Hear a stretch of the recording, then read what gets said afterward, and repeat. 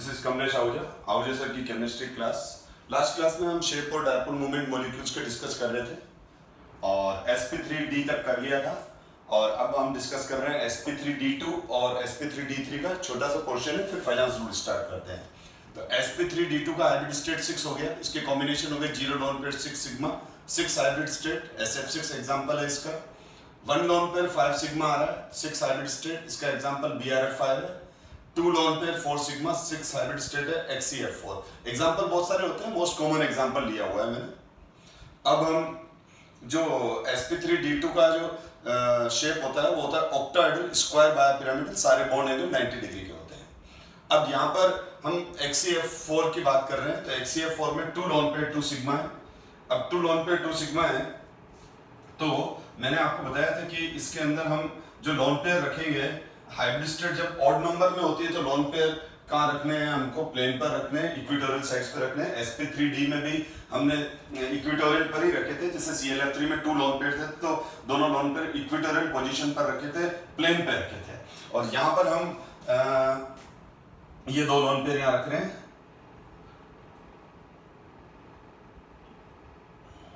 और ये दोनों लॉन पेयर आ गए, क्योंकि मैंने बात की है अभी, ठीक है। तो यहाँ पर इस तरह से ये दोनों लॉन पेयर रखेंगे हम।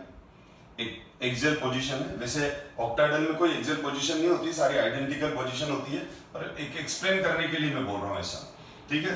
तो यहाँ पर क्या हुआ, ये 2 लॉन पेयर आ गए और यहाँ सेंटर में आप इसकी जगह हमारे पास जिनोन लिख देंगे। क्या लिख देंगे? जिनोन। अब जिनोन आ गया तो अब ये क्या हो गया, इसमें लॉन पेयर का रिपल्शन सिमेट्रिकल हो गया, जैसा कि XCF2 में 3 लॉन पेयर 2 सिग्मा थे तो सिमेट्रिकल रिपल्शन है। तो यहाँ पर ये ऊपर वाला जो लॉन पेयर है इन चारों फ्लोरीन बॉन्ड को नीचे की तरफ फोर्स दे रहा है और ये नीचे वाला जो लॉन पेयर है वो ऊपर की तरफ दे रहा है, तो इन चारों पर एक सिमेट्रिकल रिपल्शन फोर्स लग रहा है। तो इस वजह से क्या हो जाएगा, जो हमारा XCF4 है वो एक सिमेट्रिकल स्क्वायर प्लेनर मॉलिक्यूल बन जाएगा और इसका डायपोल मोमेंट 0 हो जाता है, ठीक है। तो ये सिमेट्रिकल स्क्वायर मॉलिक्यूल हो जाएगा और इसका जो शेप है, this shape is called square planar. Square planar और स्क्वायर प्लेनर हो गया और उसका डायपोल मोमेंट 0 हो जाएगा, मतलब ये नॉन पोलर मॉलिक्यूल हो जाएगा। अब इसी तरह से अगर हम नेक्स्ट लें BRF5 में, तो BRF5 में 1 लॉन पेयर है। BRF5 में क्या है, 1 लॉन पेयर है। तो ब्रोमीन में 1 लॉन पेयर है और ब्रोमीन में जब 1 लॉन पेयर है तो 1 लॉन पेयर अपन ने यहाँ रख दिया। और अब यहाँ पर देखो, अब इस केस में अगर लॉन पेयर को मैं एक बार हटा दूं तो ये देखो स्क्वायर पिरामिड है, ऊपर से पिरामिड बन रहा है, तो यहाँ पर क्या हो जाएगा, स्क्वायर पिरामिडल, ठीक है। तो यहाँ पर ये स्क्वायर पिरामिडल शेप है, ठीक है ना। तो ये स्क्वायर पिरामिडल शेप है, बट या फिर लॉन पेयर का रिपल्शन अनसिमेट्रिकल है, क्योंकि लॉन पेयर इन चारों बॉन्ड को नीचे से, तो लॉन पेयर का रिपल्शन ज्यादा है, तो यहाँ से जो नीचे से जो रिपल्शन आ रहा है वो ज्यादा आ रहा है और ऊपर से बॉन्ड पेयर का रिपल्शन है, तो ये जो बॉन्ड पेयर है वो इन चारों को कम रिपेल करेगा, लेकिन ये लॉन पेयर इन चारों को ज्यादा रिपेल करेगा। तो होगा क्या सिचुएशन में, थोड़ा ये जो बॉन्ड्स हैं, जो प्लेन वाले बॉन्ड्स हैं, वो अपनी मीन पोजीशन पे न रह के थोड़ा सा ऊपर की तरफ खिसक जाएंगे, थोड़ा अपने मीन पोजीशन से ऊपर की तरफ आ जाएंगे, ठीक है। जैसे एंकर होता है उस तरह से, यानी ये थोड़ा सा ऊपर आ जाएंगे बॉन्ड्स, बॉन्ड एंगल 90 से रिड्यूस हो जाएगा, ठीक है, और ये खिंच के ऊपर चले गए। तो हम इस शेप को बोलेंगे distorted square pyramidal.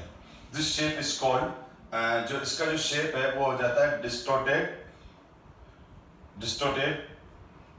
Square pyramidal, not bipyramidal, ठीक है। बायपिरामिडल तो ऊपर और नीचे दोनों होते हैं, तब ये बायपिरामिडल बनता है, जैसे ये है, ठीक है। अब इस केस में इसका डायपोल मोमेंट क्या हो जाएगा, इस केस में इसका डायपोल मोमेंट ग्रेटर देन 0 हो जाएगा, यानी BRF5 is the polar molecule. This is the polar molecule. तो हमेशा ध्यान रखना, आप इन कॉम्बिनेशंस को ध्यान रखो। 1 लॉन पेयर 5 सिग्मा कोई भी हो सकता है, तो डिस्टोर्टेड स्क्वायर पिरामिडल शेप रहेगा उसका। अब ये पोलर मॉलिक्यूल हो गया, डिस्टोर्टेड स्क्वायर पिरामिडल हो गया, BRF5 वो यहाँ लिख दिया मैंने। अब इसी तरह से यहाँ पर क्या हो गया, IF7 sp3d3 7 hybrid state, 0 lone pair 7 sigma, 7 hybrid state IF7 last class में बताया था। अब ये XCF6 में क्या हो जाएगा, 1 lone pair 6 sigma 6 hybrid state है, अब 1 लोन पेयर आएगा इसमें, ठीक है। अब जब इसमें 1 लोन पेयर आएगा तो मैं अगर यहाँ पर तो पहले तो मैं लगा दूं जिनोन, ये जिनोन लगा दिया और एक फ्लोरीन कम करना पड़ेगा, ठीक है। और एक फ्लोरीन कम करके और इसकी जगह मैंने ये वाला लोन पेयर लगा दिया। अब इस लोन पेयर, ये लोन पेयर क्या करेगा, लोन पेयर इन चारों प्लेन वाले बॉन्ड को भी, चारों प्लेन वाले रेड बॉन्ड को भी रिपेल करेगा, डिस्टर्ब करेगा, इनका बॉन्ड एंगल चेंज करेगा, साथ में इनका भी चेंज करेगा, साथ में क्या करेगा, इनका भी चेंज करेगा। और ये जो फ्लोरीन जिनोन बॉन्ड है ये थोड़े से दूर चले जाएंगे, ठीक है। और इसी तरह से ये भी दूर जा रहे हैं, तो अल्टीमेटली इसका जो शेप हो जाता है वो होता है डिस्टोर्टेड ऑक्टाहेड्रल और distorted square bipyramidal. Distorted square bipyramidal और डिस्टोर्टेड ऑक्टाहेड्रल भी बोल सकते हो। और ये पोलर मॉलिक्यूल हो गया, म्यू की value greater than 0, this is the polar molecule. तो ये तो मैंने सारे शेप्स क्लियर कर दिए, और ये शेप आना बहुत जरूरी है, और आपको इसमें कोई कॉम्प्रोमाइज नहीं करना है, स्पेशली हाइब्रिडाइजेशन के अंदर। तो अगर इनऑर्गेनिक आपको ढंग से अंडरस्टैंड करनी है, क्योंकि ये सारे कॉन्सेप्ट्स लगातार काम आएंगे, ठीक है ना। जैसे एक एग्जांपल लूं, अब इसमें आप ना, अगर आपको एक बार शेप समझ में आ गया, तो जैसे ये XeOF2 का शेप पूछ दिया, ठीक है, तो आप क्या करोगे, जिनोन में वैलेंसी शेल में 8 इलेक्ट्रॉन्स, ऑक्सीजन के 2 इलेक्ट्रॉन और ऑक्सीजन के 2 बॉन्ड और फ्लोरीन के 2 बॉन्ड होंगे ना, ऑक्सीजन का डबल बॉन्ड होगा, फ्लोरीन का 1 और फ्लोरीन का 1, तो 4 - 4, 2 बॉन्ड इसके 2 बॉन्ड इसके, अच्छे से बता चुका हूं, 2 लोन पेयर। एलिमेंट्स कितने हैं, एलिमेंट्स 3 है, 1 ऑक्सीजन और 2 फ्लोरीन, यानी सिग्मा बॉन्ड कितने हैं, 3 सिग्मा। तो ये 2 lone pair 3 sigma 5 hybrid state sp3d, यानी ये ClF3 वाला आ गया, डिस्टोर्टेड टी शेप। अभी देख लो, जस्ट प्रीवियस क्लास में एंड में करीब करीब यही पढ़ाया था मैंने।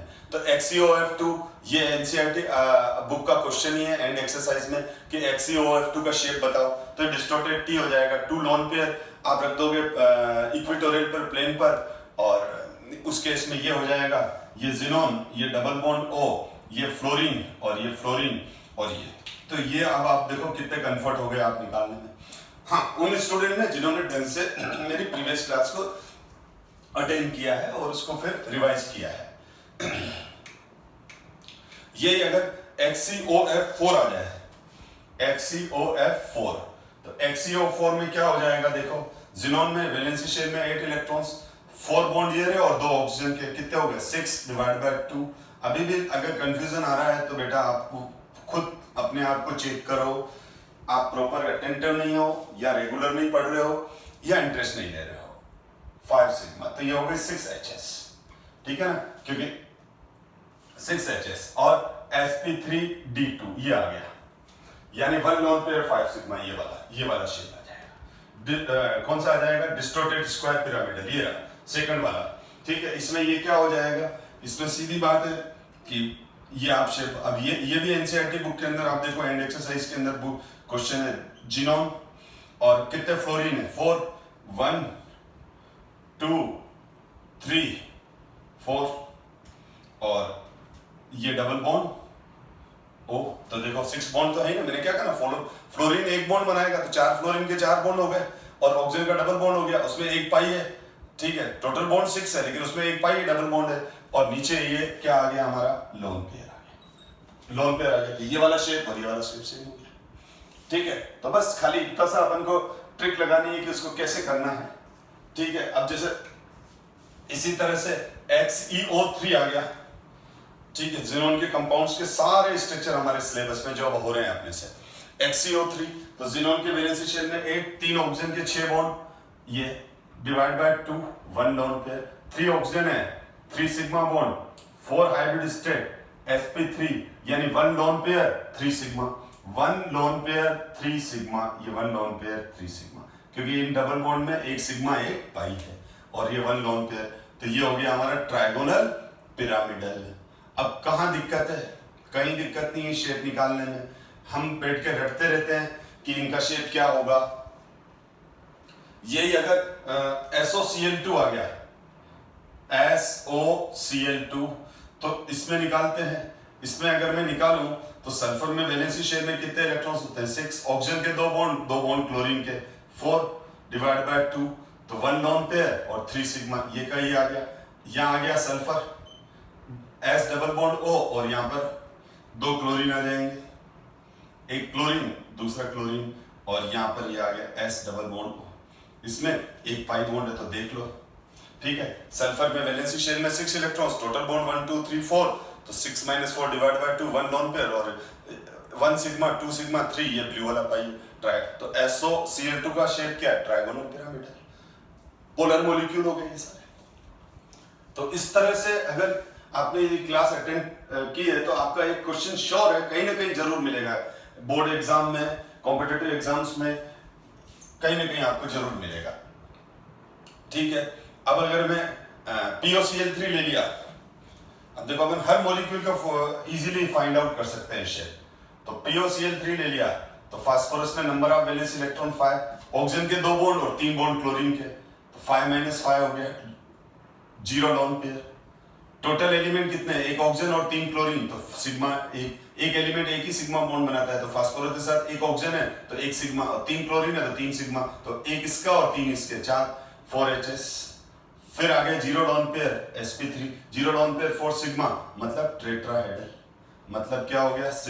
टेट्राहेड्रल। पर ये सिमेट्रिकल टेट्राहेड्रल नहीं है, ध्यान रखना, क्योंकि ये C डबल बॉन्ड, ये ऑक्सीजन है और डबल बॉन्ड है, तो ये बॉन्ड लेंथ शॉर्ट भी होगी और डिफरेंट होगी, ये तीनों बॉन्ड लेंथ डिफरेंट होगी, लाइट ही चली गई।